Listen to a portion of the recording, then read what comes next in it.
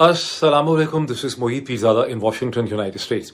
Empower होंगे और इस अंडरस्टैंडिंग को आप वापस पाकिस्तान के अंदर, हिंदुस्तान के अंदर, बांग्लादेश के अंदर, ये जहां कहीं आप रहते हैं वहां आप कंट्री के अंदर, मुल्क के अंदर जो इंटरनल मुख्तलिफ मफादात की जंग हो रही है वेस्टेड इंटरेस्ट की, जिनको आप पॉलिटिकल पार्टीज कहते हैं, जिनको आप हुकूमत कहते हैं, एक्सेक्टिव कहते हैं, कहीं मिलिट्री एस्टैब्लिशमेंट कहते हैं, कहीं कॉर्पोरेट वर्ल्ड कहते हैं, वहां आप उनकी आपस की जो सियासी चपकलश है और जो महाज आ रही है उससे आप बेहतर तौर पर आप उसको समझ सकेंगे। इन अदर वर्ड्स, जितना वक्त आप इसमें लगाते हैं वो कोई ज़ाया नहीं होता, क्योंकि बहुत से लोगों को लगता है कि हमें जरा बता दें कि दीना में गुजरावाला ये गुजर खान के अंदर किसने किसको डंडा या सोटा मारा है, कि कौन सी रैली कहां से निकल के कहां तक पहुंची और किसने वहां पे क्या नारे मारे। लेकिन जो वक्त आप इसके ऊपर लगा रहे हैं ये आपको चीजों की बहुत बेहतर अंडरस्टैंडिंग देगा। और इस वक्त मैं देख रहा हूं कि गुज़श्ता चंद दिनों से, जिसमें कुछ मजीद ऐसा एनालिसिस छपा है 24 घंटे में भी, लेकिन कई दिनों से मुत्तहिदा अरब इमारात की जो स्ट्रेटेजिक थिंकिंग है उसमें एक ऐसी तब्दीली आ रही है जिससे पाकिस्तान के मुस्तकबिल के जो मफादात हैं मशरिक़ वस्ता में वो बहुत पेचीदा, पहले के मुकाबले में पहले ही बहुत पेचीदा थे, लेकिन अब पेचीदा से पेचीदा होते चले जाएंगे। और पाकिस्तान की मिलिट्री एस्टैब्लिशमेंट को, पाकिस्तान के फॉरेन ऑफिस को, और अगर पाकिस्तान की सियासी जमातों के अंदर इसके हवाले से कोई पर्सपेक्टिव है तो उन्हें इस पर बहुत गौर करना पड़ेगा कि पाकिस्तान की रियासत के, माशरे के, पाकिस्तान की इकॉनमी के इंटरेस्ट को प्रिजर्व करने के लिए उन्हें किस किस्म की छलांगें लगानी पड़ेंगी, किस किस्म की शटल डिप्लोमेसी करनी पड़ेगी, किस किस्म के कॉम्प्रोमाइजेस उनको करने पड़ेंगे। 3 या 4 दिन पहले बरतानिया स्ट्रोक यूरोप का जो बहुत बड़ा अखबार है जो इकोनॉमिक्स के लेंस से दुनिया को देखता है, फाइनेंशियल टाइम्स, जिसका शॉर्ट एंड FT है, उसने एक बड़ा डिटेल्ड एनालिसिस पब्लिश किया इस सवाल के साथ कि मुत्तहिदा अरब इमारात UAE ने अचानक दफ्तन पाकिस्तान से अपने $3.5 बिलियन क्यों वापस मांग लिए। मैं भी आपको उसकी स्क्रीनशॉट करके शेयर करके वो आर्टिकल भी आपके सामने रखूंगा। उसके अलावा बहुत सी और भी मैं दुनिया की पब्लिकेशन और एनालिसिस भी आपके साथ शेयर करूंगा।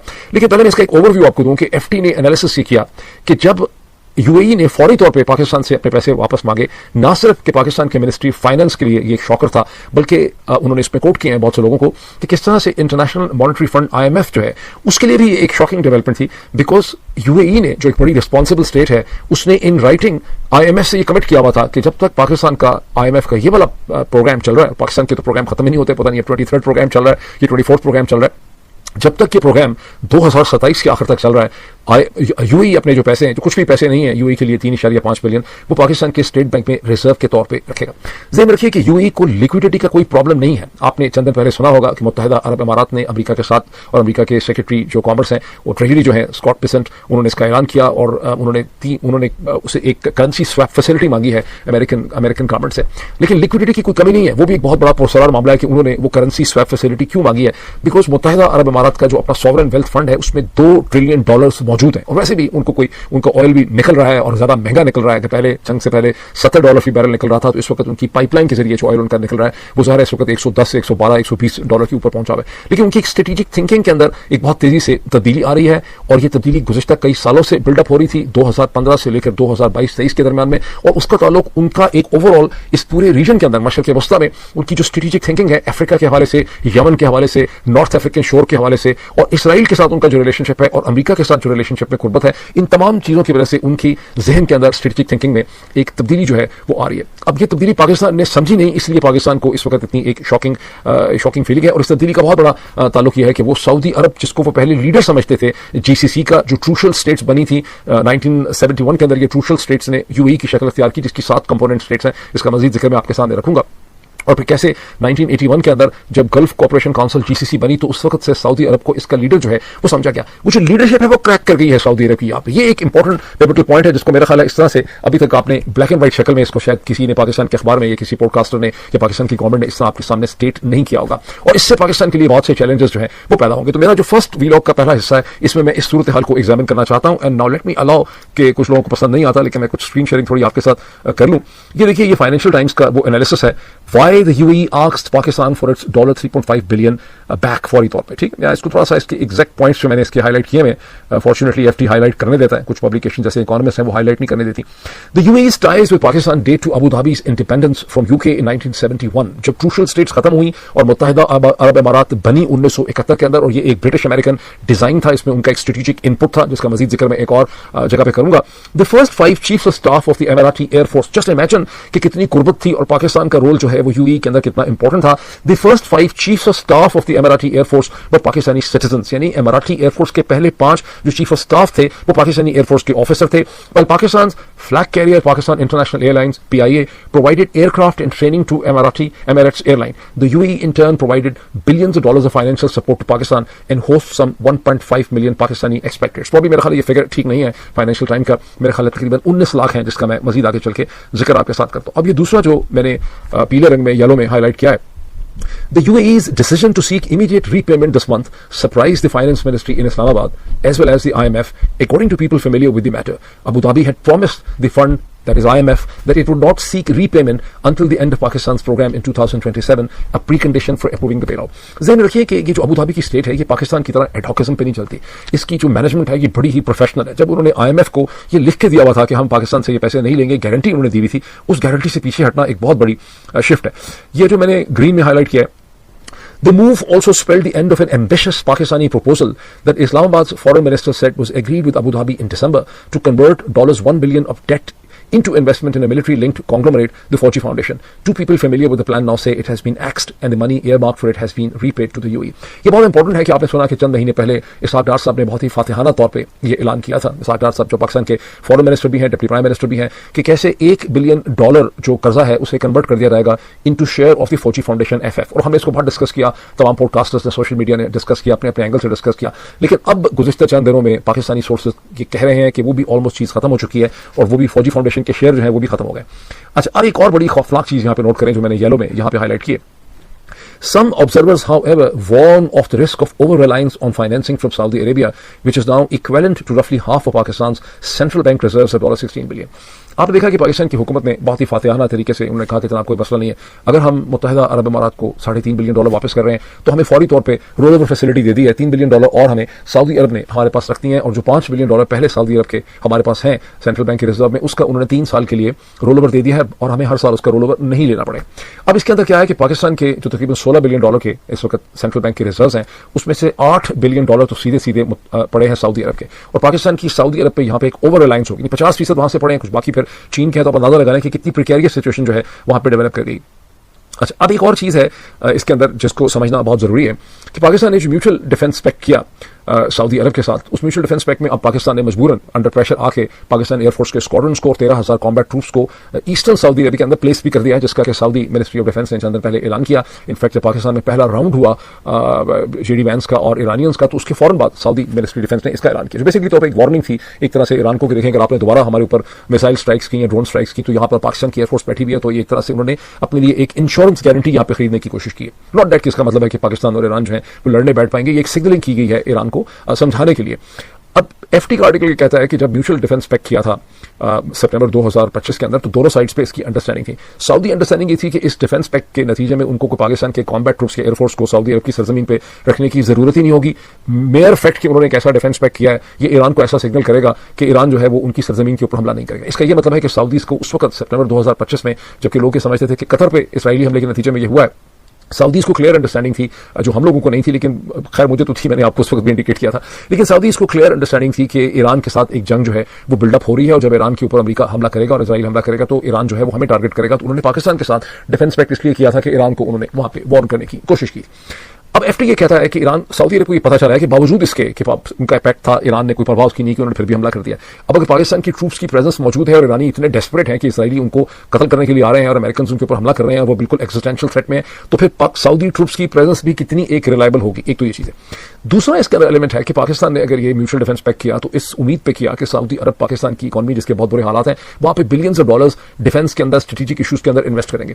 اب FT یہ کہتا ہے کہ اکارڈنگ ٹو پاکستانی اینالسٹ یہ سمجھتے ہیں, میں آپ کو پڑھ کے بتا دیتا ہوں کہ اس کے بھی چانسز بڑے کم ہو گئے, اس لیے کہ سعودی عرب کے اپنے جو فائنینشیل اور اکنامک مسائل ہیں اور انویسٹمنٹ نیڈز ہیں وہ بڑھتی چلی جا رہی ہیں, اور اس جنگ کے نتیجے میں ان کی شدت اور انٹینسٹی میں بہت زیادہ اضافہ ہو گیا. The mutual defence pact had raised hopes of more Saudi investment and financial support in exchange for پاکستان's military might, but two of the Pakistani advisors said Riyadh, which is facing tightening liquidity and a widening deficit while managing vast domestic financial commitments, had so far shown limited appetite in translating the accord into investment. یہ اب میں نے آپ کو دکھایا, میرا خیال ہے کہ یہ بڑا ہیلپ فل ہوگا جب آپ اس کے اوپر غور کریں گے, اور ظاہر ہے کہ ایک بہت بڑا چیلنج کھڑا ہو گیا. اب اس کے ساتھ دوسری ایک چیز نوٹ کریں کہ اس وقت جو GCC کنٹریز ہیں اس کے اندر جو کیونکہ یہ کہانی اب صرف فائنینشیل میٹرز پہ نہیں رہے گی, جو اسٹریٹجک تھنکنگ میں, انفیکٹ میں اگر اس سے پہلے آپ کو ایک اور دکھا دوں, یہ گزشتہ آپ کہہ لیں کہ 24 گھنٹے میں ایک انالیسس چھپا ہے اکانومسٹ کے اندر, آپ دیکھ سکتے ہیں UAE doubles down on Israel and America. یہ انالیسس یہ کہتا ہے کہ یہ اوپیک سے جو انہوں نے وڈرا کیا ہے متحدہ عرب امارات نے, یہ انہوں نے سعودی لیڈرشپ کو چیلنج کر دیا ہے, سعودی لیڈرشپ کو ویک کرنے کی کوشش کی ہے. ایٹ دا سیم ٹائم متحدہ عرب امارات نے سگنل یہ کیا ہے کہ انہوں نے یہ سگنل باوجود اس کے کہ امریکہ اور اسرائیل کی جنگ کی وجہ سے ان کو بہت زیادہ مار پڑی ہے, ان کے اوپر بہت زیادہ حملے ایران نے کیے ہیں, انہوں نے جو اپنی کیلکولیشن کی ہے کہ ان کا فیوچر وابستہ ہے اسرائیل کے ساتھ اور ان کا فیوچر وابستہ ہے امریکہ کے ساتھ. کہ میں اس کا ایک پیراگراف آپ کو پڑھ کے بتاتا ہوں. انفارچونیٹلی اکانومسٹ آپ کو ہائی لائٹ نہیں کرنے دیتا, لیکن یہ میری پرماننٹ ہائی لائٹ نہیں کرنے دیتا, شاید یہ ٹیمپرری ہائی لائٹ اس میں رہ جائے. یہ دیکھیے, second and closely related, the UAE is sending a message to America where Mr. Trump can see OPEC's loss as his own strategic gain. ٹھیک, امریکہ کا گین ہے, OPEC کا لاس ہونا, OPEC کا کمزور ہونا امریکہ کا اسٹریٹجک گین ہے. The UAE has suffered more than any of its near neighbors from Iranian missiles and drone strikes. Yet rather than publicly blame Mr. Trump for starting the war, the UAE has chided over other countries for offering too little solidarity. By quitting OPEC now, the UAE shows that it looks to America and Israel for security. And as important, it is seeking to further develop an economy that complements its exports of fossil fuels with ties to America in travel, investment and technology. یہ high light نہیں کرنے دیتا, ورنہ میں اس کو high light کر دیتا. اچھا, اس کا مطلب کیا ہے؟ اس کا مطلب یہ ہے کہ ایک نئی تھنکنگ پیدا ہو گئی ہے کہ یو اے ای جو ہے وہ اپنے آپ کو سعودی عرب سے اور سعودی عرب کے ریلیشن شپ سے دور لے کے جا رہا ہے, جی سی سی کے ریلیشن شپ سے دور لے کے جا رہا ہے. میں مزید اس کا ذکر کرتا ہوں, اور وہ اپنے آپ کو زیادہ کلوزلی امریکہ اور اسرائیل کے ریلیشن شپ کے اندر لے کر جا رہا ہے, جس کی مزید امپلیکیشنز ہوں گی. اب جو مزید امپلیکیشنز ہوں گی تو یہ میں آپ کو آرٹیکل دکھاتا ہوں, جو الجزیرہ کا ایک آرٹیکل ہے جو چند دن پہلے چھپا, جس کا عنوان ہے where do the 35 million foreigners living in the GCC come from? More than half of the 62 million people in the 6 Gulf Cooperation Council countries are foreign workers. وہ کہتے ہیں کہ یہ جو 62 ملین لوگ رہتے ہیں جی سی سی کنٹریز میں, یعنی 6 کروڑ 20 لاکھ لوگ, اس میں سے تقریباً آدھے سے زیادہ 35 ملین لوگ جو ہیں یہ فارنرز ہیں. اب اس کا حساب کتاب, یہ آرٹیکل آپ ضرور دیکھیں, میں سارا تو نہیں اس کو پڑھ کے سکوں گا ایک لائن. یا دیکھیں یہاں ڈسٹریبیوشن دیا ہے کہ کیسے کویت کی آبادی 4.8 ملین ہے, تو اس میں 1.5 ملین لوگ جو ہیں اس کے اپنے, 3.3 ملین لوگ جو ہیں ان سے زیادہ ڈبل جو ہیں وہ باہر کے ہیں. بحرین کی ہی صورتحال ہے کہ ان کی کیا صورت ہے. اب اس میں سب سے امپورٹنٹ اس وقت چونکہ ہمارے لیے یو ای ہے, یو ای کی بہت ہی عجیب صورتحال ہے کہ 11.5 ملین کی پاپولیشن ہے, 1 کروڑ 10 لاکھ کی, اس میں نیشنل صرف 1.3 ملین ہے, 13 لاکھ ان کے اپنے نیشنلز ہیں, جبکہ نان نیشنل جو ہیں وہ 10.4 ملین ہے. سعودی عرب کی سچویشن سب سے بہتر ہے, عمان ہے. اب میں اس کی فردر ڈسٹریبیوشن آپ کو دینا چاہتا ہوں. دیکھیے, ہم یو ای کے اوپر فوکس کر رہے ہیں.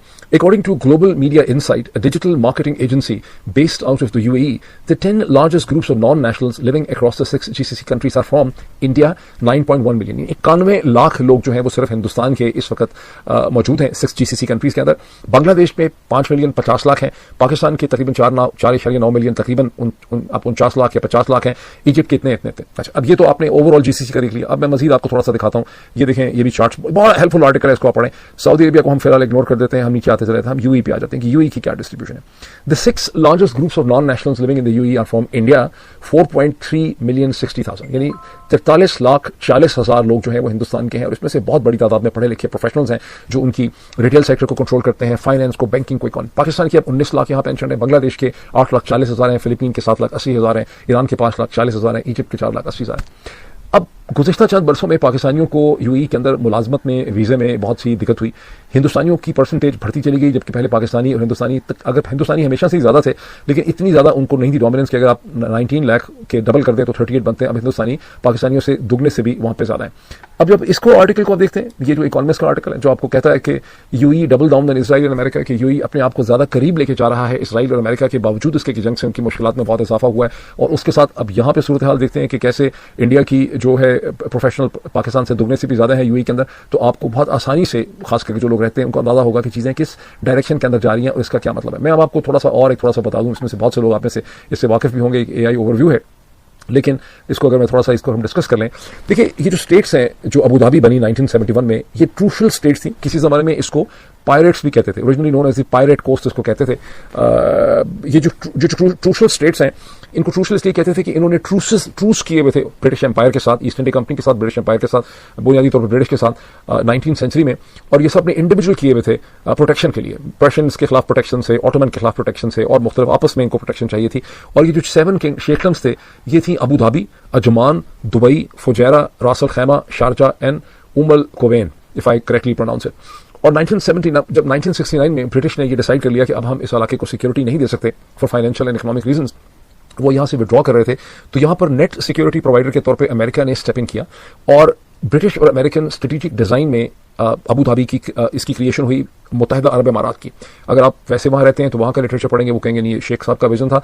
लेकिन जो आप यहाँ से देखते हैं अमेरिका से, तो आपको पता चलता है कि नहीं ये यूके का और यूएस का विजन था कि आपको एक यूएई बना देते हैं इन सब की. तो यूएई इस तरह से बनी और इसको स्टिच हुआ, और जैसे ही ये बनी इसको अगले ही दिन इसको मतलब 24 घंटे के अंदर अमेरिका ने इसको रिकग्नाइज कर लिया. ठीक है, अब ये सारा बैकग्राउंड है.